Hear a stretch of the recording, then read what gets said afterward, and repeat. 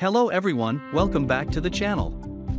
In this video, we will talk about how to distribute tomes of war correctly. We will understand the skill's description, and we will find the priority number for each skill. I did a similar video 2 years ago, and I am glad the video helped many people. It has more than 21,000 views.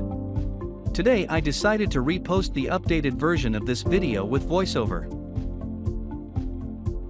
Let's talk about the sponsor before starting the video. This video is sponsored by Amazon. You can buy all King of Avalon packs at 20% discount with Amazon App Store. I will give a video link in the description. This video will guide you on how to get 20% discount. Coming back to the video, tomes of war are very important to win any battle. But their distribution is always a challenge. You can't do good with a bad distribution. You should always start distributing tomes of war from infantry. They are your frontline troops. Tomes of war increase their defense and health, and that makes them tougher to beat in a battle. A strong frontline means that it will be difficult for enemies to beat them, and your backline troops will get maximum time to do damage to the enemy. Unassailable Skill is the best to increase the defense of your all infantry. At max level, it can increase the defense by 32.5%. Many players think it is a small boost and ignore it, but it is wrong. This 32.5% boost is not normal. It is a boost to the base stats of your infantry. All other stats boost will be after this 32.5% stats increase to the base stats.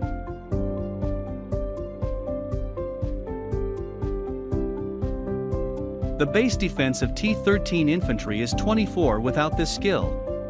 After adding 32.5% from this skill, the new base defense will be 31.8. Now all the other stats boosts will be calculated according to 31.8.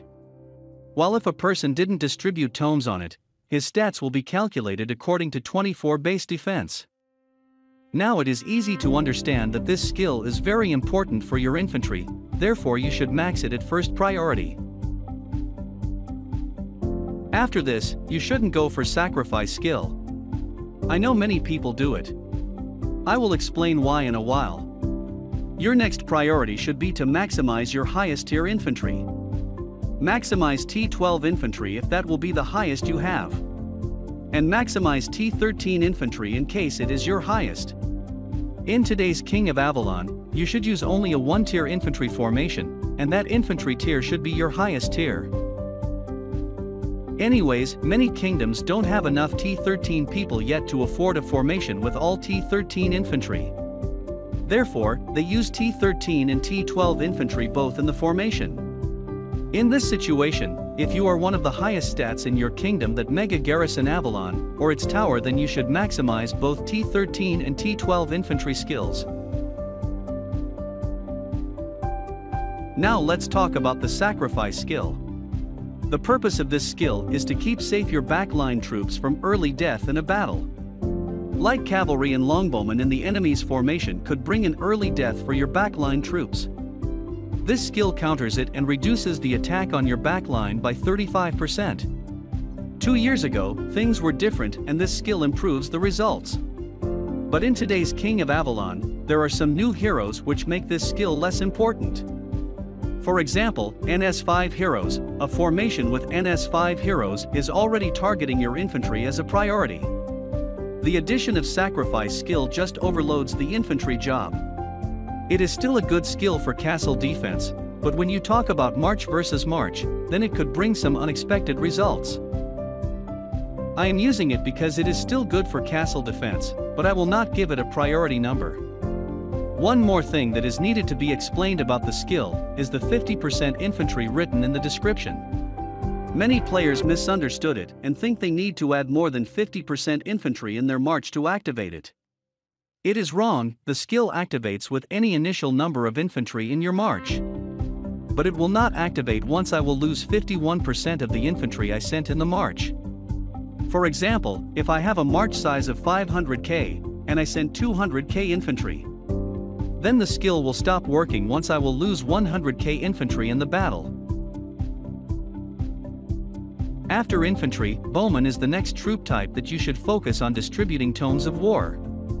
Bowman is the best attacking troops in your march, and their war skills improve their attacking strength. The right distribution could give you benefit in the battle. In Bowman skills, many people rush to maximize their highest tier Bowman, but it is wrong. You should always maximize Arrows of Vengeance skill at first. Most people use 3 tiers of Bowman in the formation, and this skill will strengthen all the tiers.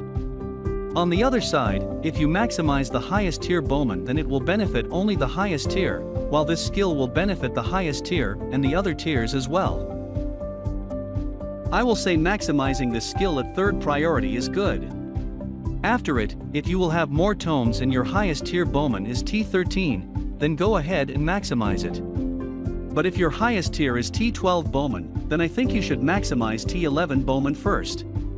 It is because t11 Bowman will work best for you against t13 people. In the end, all skills are helpful, so as is the Iron Skin skill, but I am giving priority numbers to help people that have limited tomes. In this way, they can use it to get the maximum benefit out of the tomes of war they have. I will not give Iron Skin a priority number, but I will explain how it could help you. Iron Skin skill increases your Bowman's defense in the same way as the infantry skill increases their defense.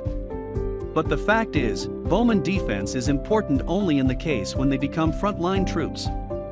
In a battle, when all infantry and cavalry die, and the battle is still going on, the Bowman becomes the tier to take damage directly.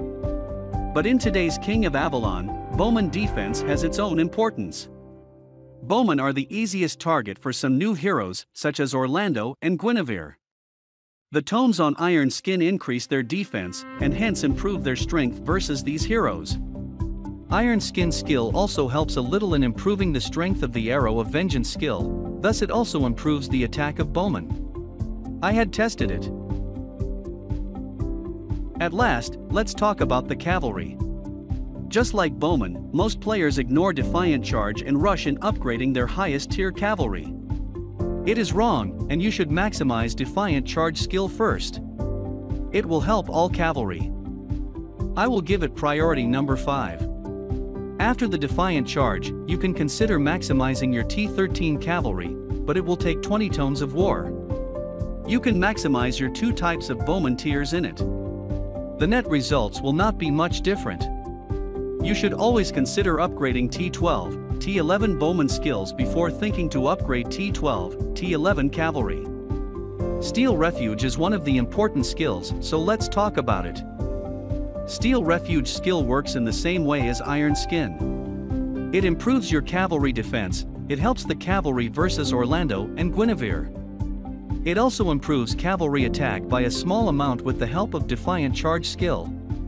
It improves the cavalry strength versus Longbowman. If you ask me which skill you should maximize first, then I will advise you to maximize Steel Refuge before Iron Skin. Improving cavalry defense is important in a battle. They become the damage-taking tiers very often in a battle. That's all from this video. I hope it will help you.